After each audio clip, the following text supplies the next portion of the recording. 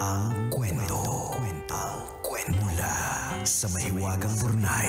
Mula sa mahiwagang Burnay. Sa mahiwagang Burnay.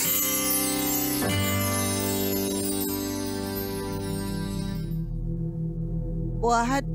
Hindi pa rin tapos. Akala ko birthday month ko na. Bakit katatakutan pa rin? Kaya mo yan. Ano ba yan? Dear Nicole and Diego, isang hapong balot ng kababalaghan sa inyong dalawa. Ano yun? Bakit? Ano yun? Sometimes. Itago niyo na lang ako sa pangalang Minerva. Oh, lumang-lumang pangalan. Parang inaamag na si ma'am. Charot. Isang retired teacher sa isa sa pinakalumang public school dito sa lugar. Parang yun yung mga pangalan ng mga manananggal sa pelikula. Correct. Minerva. Sorry Minerva, naman. correct. Sorry ma'am. Kasi parang hindi ka bagay na pang Viva Max. Diba? Minerva ang itawag mo sa akin. Hindi eh. Parang more of yung ang suot niya yung puti. Tapos, nakatayo sa may malaking bintana. correct, na diba? malaking bahay na luma. Tama, gano'n. Nakatayo lang doon. Tapos siya yung public school teacher. Oo. Tapos may hawak na malaking ruler. Oh, ayan na nga. Sorry na, ma'am. So isang retired teacher, we love you, ma'am. Isang retired teacher sa isa sa pinakalumang public school dito sa lugar namin. Sumulat ako para ibahagi sa inyo ang ilan sa makapanindig balahibong karanasan ko sa loob ng maraming taon. Alin? Wala. Nanggugulat ka eh.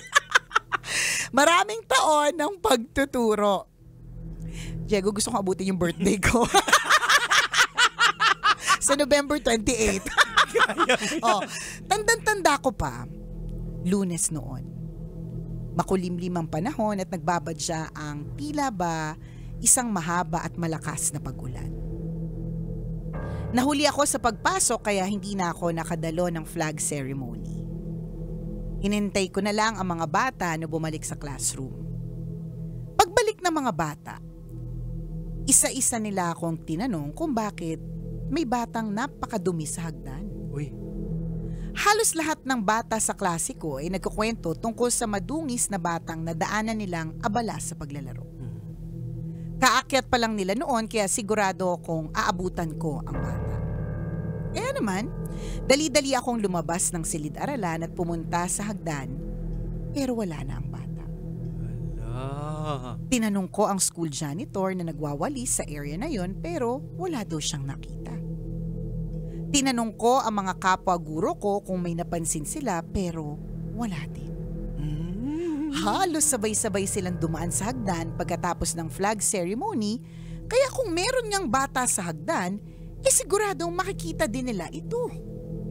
Kaya naman tumayo ang mga balahibo sa braso ko. Dahil ang tanong, sino ang batang nakita ng mga estudyante ko? Ba't natakot sa robot? Oo nga naman. Natakot ako sa robot.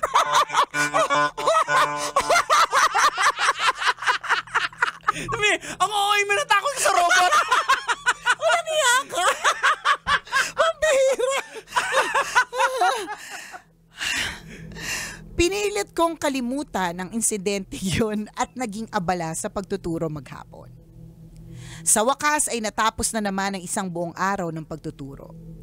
At gaya ng nakagawian, hinayaan kong maglaro ang mga bata sa classroom habang naghihintay ng sundo. Ano? Napaka-sensitive. Marupok ako. Ano yun? Ito naman ang pagkakataon ko para maghanda at mag-review ng lesson plan ko para sa susunod na araw. Kaya habang abala ko sa pagrerepaso ng mga aralin, napansin ko na may isang batang magulong naglalaro ng pagulong-gulong sa sahig. Ala. Sinabihan kong tumigil pero sa halip na magpasaway, lalong nagtatakbo at nagtatalon. Tumayo ako para pagsabihan ng malapitan nang biglang nawala ang bata. Saan na kaya yung bata? Nakakatakot! Sana! Sana yung bata? Nakakainis! nandito. Nakakatakot. Gawin mo nga yung magbibilang. Di ba pag ganyan yung boses tapos nakakatakot siya, di ba? Isa. Paano isa?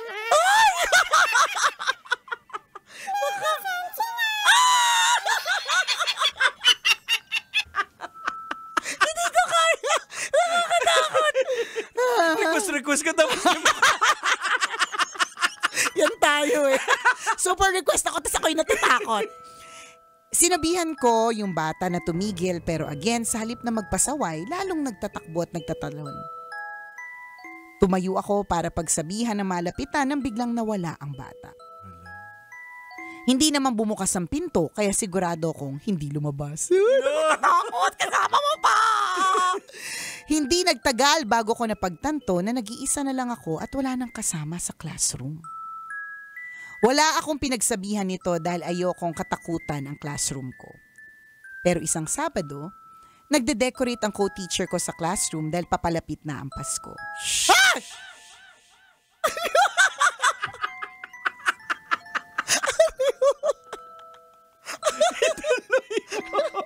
Ano ba yan? Gulat na gulat sa lahat ng bagay. Nakakayabot. Ang tanda. Ang tanda ni Ante. Habang nag-aayos ng Christmas tree sa isang sulok ng silid-aralan, may batang pumasok. Tinanong niya kung bakit nasa eskwelahan ito gayong araw naman ng Sabado. Hindi sumagot ang bata kaya nilingon siya ng guro. Kumaripas palabas ang co-teacher ko dahil sa isang kurap, biglang naglaho ang bata. Simula noon wala nang gustong gumamit ng classroom ko. Minsan talaga sadyang may mga pangyayaring hindi tayo maipaliwanag. Kaya naman, ang gusto kong iwang tanong sa inyo, Nicole at Diego.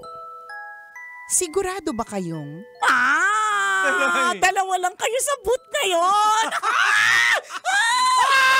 Yung bata! Yung bata! Baka nandito na katabi niyo.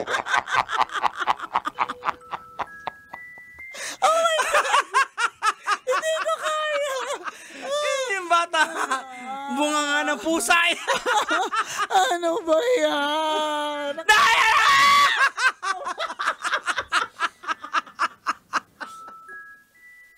Hayop! Mga hayop kayo! Hoy, ulitin namin na hindi na po 30 years old. Hindi ako 30 years old. Hay nako! Ayun na nga. Tinatanong ko tayo lang dalawa, baka naman may kasama pa kayo. Hindi palang pinipiling magpakita sa inyo. Akaloka. Pero whatever it is, kung meron man, kasi di ba may mga ganun-ganun naman, hindi natin ina-acknowledge, hindi natin pinapansin. Tsaka hindi makakalusot sa amin yan. Bakit? Anong gagawin mo? Magpapatintero? Tropa namin. Mga bata namin. Bata mo lang, hindi ako sali dyan. Eh, sino yung sa likod mo?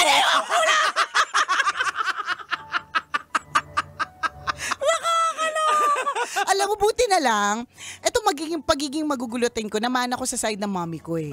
Buti na lang, hindi ako yung pag nagugulat, yung Nangahampas? Oo, hindi lang, yung tita ko, grabe, maririnig mo talaga, bring naman, lahat ng mura, sa Bicol. Maririnig mo talaga sa kanya, promise. Alam mo yung kalabitin mo lang, ganyan. Tapos natatawa ako sa kanya nung bata ako, not knowing na nagkaedad na ako, na naging tita na ako, gano'n na din pala ako. Kaya wag nyo talagang pagtatawanan yung mga matatanda sa inyo. Kasi balang araw magiging gano'n. Ayan na! Ayoko na. Itigil na natin to.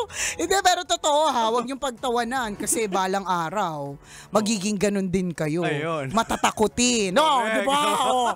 Ganun na. Pero yung di ba kakatapos na ng Halloween, isang dati, bago magkasakit si Princess, kapag ka Halloween, talagang dinidecorate namin yung bahay namin ng mga nakakatakot. Tapos yung mga costume na pinipili ko para sa anak ko, yung mga si Valak, talaga meron siyang naging costume nung araw na na creepy. Ganon, na duguan, ganyan. Tapos ngayon hindi na, ayoko ng ganun. Kasi ayoko mag-attract ng Correct. Gusto ko na lang yung part ng trick or treat. Ibig sabihin, ito yung parte ng taon kung saan, Diyos ko po, lahat ng anak ko may cavities.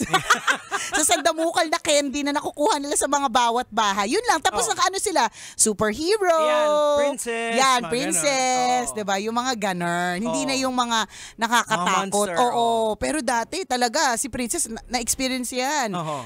Corpse bride. Mhm. Yun, the nun na tapos may mga sungay, mga ganun-ganun. Mga pinagagawa namin sa anak namin. Kaya alam mo, as a side note, hindi na dun sa horror side, nasenti nga ako nung nakarang Halloween Kasi na-realize ko, parang sobra yung effort na ginawa talaga namin for Princess. As in, binalikan ko lahat ng mga naging mermaid siya. Ang dami niyang naging Starbucks coffee siya. Alam mo yun, ang dami niya naging iba't ibang character. Tapos si Prince, nung nag-Halloween na to lang, alam mo yung pinagsuot ko lang yung nabibili lang na costume ng Deadpool. Alam mo yun, sumakit yung tiyan ko kasi parang naiyak talaga ako kasi ano ba yan? Pasensya ka na anak, marupok lang talaga ako. Iniwan kasi ako ng Ninong Christopher mo Babawi tayo next year, di ba? Pag yung isang malaking puno ka daw, punong balete. Ewan ko na lang kung di ka manalo. Sa totoo lang, minsan, it's not really about the price. It's yung pride na talagang, yung pinag-effortan, tas nanalo talaga. Parang let them be kids, di ba? Na may enjoy Correct. nila. Totoo. Kaya, yun, doon ako marang medyo nagsisi na hindi ko masyadong, sobrang ang daming tumatakbo sa isip ko these past few days na hindi ko napaghandaan yung parang Halloween party na attenda nung bunso ko. Tapos ang bilis ng panahon kasi si Princess ayaw na mag-costume. Tsaka ang awkward niya na kasing tangkad niya na yung host. Yung host ng event kasing tangkad niya.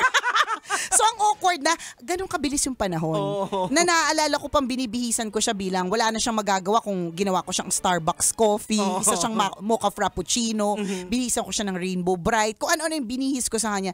Tapos this year, may choice na siya. Ayaw niya nang magbihis. Diba? Kaya kayo, hindi ko naman ini-encourage, no? But kung ano man yung costume na pwedeng attenda ng anak ninyo, I think wag niyong pagbawalan. Kasi dadating yung panahon, sila mismo ang aayaw dyan. Correct. Ikaw na yung mamakaawa. Ikaw yung magmamakaawa. Sige na, mag-costume ka. Saka tanungin niyo naman yung anak niyo, wag yung pipilitin na gusto. Ito yung... Minsan naawa ko sa mga bata, nilalagay sa kabaong. Correct, totoo. Ginawang maliit na kapre. Meron pa isa. Na ginawang tiyanak. Yung suot niya, brief lang, tas ang dumi-dumi niya, tiyanak siya. Diaper. Oo, diaper. Diba? Yung ang lamig-lamig dun sa venue. Tas tiyanak yung bata. Pero, Lagyan ka ng uling sa kumari. ilang beses na ako nakakita ng ganyan. Pero in fairness, yun yung mga nananalo. Pero sila din yung mga nilalamig pagkatapos. Diba? Ang sa tingin ko, pasalihin nyo lang. Kasi memories din yan Tama. Diba? Babalikan din yan Ako binalikan ko yun. Sabi ko, grabe, sobrang effort. Sobrang effort ko pala dati talaga. Super duper. At masasabi mo na, okay. I'm making sure that they get all the good memories that they could get. Tama. Diba? Para magkaroon sila ng mabuting childhood. Correct. Ayan ha, binaling ko na yung topic kasi ayaw na ng katatakutan. Tama na. Tama na, November na, birthday month na. Next month, birthday month mo na rin. Hindi mo na.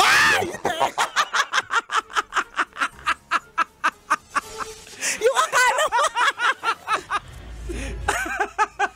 Akala ko matatapos ng tapos na Tigil na nga natin to, siya. Exit na po kami. Maraming salamat po. Ako pong kumikinang na ulo, Diego Bandido. Kasamang kumikinang ina mo na si Nicole Yala. Kailangan pa bang i-memorize yan? Basic!